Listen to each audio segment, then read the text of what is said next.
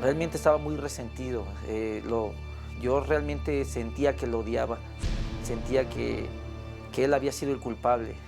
Desde niño, Julio César Ramírez descubrió lo dura que podía resultar la vida. Su padre lo abandonó, condenándolo junto a su madre y a sus hermanos a vivir en extrema pobreza. Éramos una familia pobre, no teníamos casa, no teníamos que comer y yo decía, fue por causa de mi papá.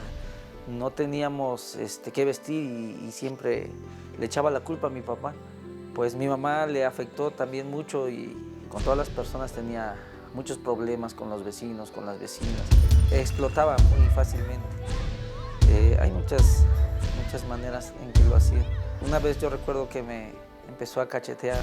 Y además de todos estos problemas, Julio César debió enfrentar una crisis aún mayor cuando... Mi mamá después de un tiempo se juntó con una persona, esta persona era alcohólico y constantemente peleaban a golpes, se aventaban cosas. Entonces eso lo que fue haciendo en mí fue tener miedo. Yo tenía miedo cuando alguien se empezaba a pelear, me empezaba a temblar, me daba miedo. Eso fue lo que empezó a hacer en mí. El ver esas peleas, el ver que constantemente peleaban. Este sentimiento de miedo se prolongó por algunos años, haciendo de Julio César un joven fácilmente manejable que comenzó a mostrar interés por el estilo de vida exhibido por jóvenes de su barrio. Llegó el tiempo en que me empecé a juntar con la pandilla de ahí, de donde yo vivía. Lo que me llamó la atención fue la forma en que se vestían, cómo se expresaban, que no les importaban sus problemas, que todos nos identificábamos, todos tenían problemas con sus padres. Bueno, yo decidí unirme a ellos porque realmente en mi casa no había armonía entre nosotros, no había afecto y en la pandilla sí lo había. Emocionado por la nueva familia que según él había encontrado, el joven inseguro y temeroso comenzó un proceso de transformación que él jamás imaginó. Yo empecé a probar primeramente el alcohol, después empecé a inhalar solventes, me volví agresivo. Yo tenía que drogarme para armarme de valor y cuando yo me drogaba, yo era muy agresivo y ya no me importaba nada, no me detenía nada.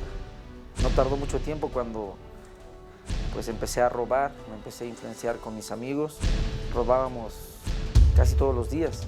Era para conseguir droga, para conseguir alcohol, para tener dinero el fin de semana. Y como para hacer su desenfreno más completo, Julio buscaría nuevas experiencias. Fue peor porque ahí realmente me metí con prostitutas, fumaba mucho, solamente estaba drogándome y estar teniendo sexo. Pero en medio de su locura apareció un rayo de esperanza que parecía iluminar su oscura realidad. En medio de toda esa vida acelerada que llevaba, de drogadicción, de decepciones, de odio, de rencor y esas cosas, conocí a una persona, María de Jesús. Ella es la que hoy es mi esposa. Aunque físicamente se pudiera ver igual a los demás, yo en sus ojos vi algo diferente y eso fue lo que me atrajo y me gustó mucho de mi esposo. Y pues me enamoré de ella. Realmente yo al principio cuando la conocí no quería ni hablarle, yo sentía que yo no merecía a alguien como ella, pero las cosas se fueron dando y pues finalmente nos casamos. A pesar del gran amor que se tenían, del esfuerzo de Julio César por ordenar su vida y del nacimiento de un hermoso bebé, los conflictos dentro de aquel joven hogar no demorarían en aparecer. Conforme la vida que tuve me hice muy duro de corazón. Yo no podía hablar sin groserías, siempre tenía que hablar groserías. Discutíamos él y yo muy fuerte porque, o sea, él era majadero conmigo, con groserías se dirigía hacia mí, ¿no? Eso era algo pues muy fuerte para mí porque nunca me habían tratado de esa manera, ¿no? Yo en mi corazón me sentía vacía, a pesar de que tenía a mi esposo y tenía a mi hijo, tenía un buen trabajo, pero dentro de mi corazón algo estaba vacío.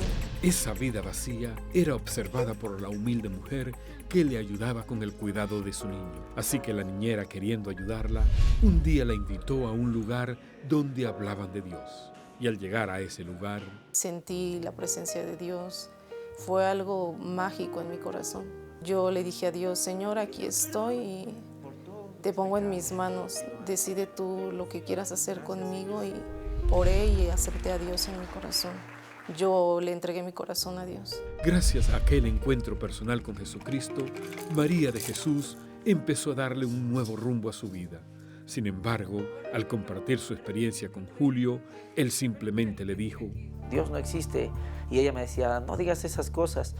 Y yo le decía, Dios no existe, porque si Él existiera, no hubiera sufrido yo todo lo que sufrí. Entonces yo le dije que se callara, que porque Dios sí existía. Decía, bueno, si eso le hace bien a ella y a mi hijo, está bien, pero yo no quiero saber nada, yo no quiero saber nada de Dios. Yo estaba muy resentido con Dios. Pero un hecho inesperado sería el punto de partida donde Julio César comenzaría a pensar seriamente sobre el Dios que había rechazado toda su vida. A veces, si no es por las buenas, es por las malas. Y a mí me tocó de esa manera. Uno de mis hermanos, de nosotros, el más pequeño, fue asesinado. Estando drogándose con sus amigos, ellos lo mataron. Eso me quebrantó totalmente el corazón. Eso hizo que ese corazón realmente de piedra se hiciera de carne. Y eso fue lo que hizo a mí voltear a ver a Dios. Abrumado por aquel profundo dolor, Julio César decidió visitar aquella iglesia cristiana donde su esposa asistía.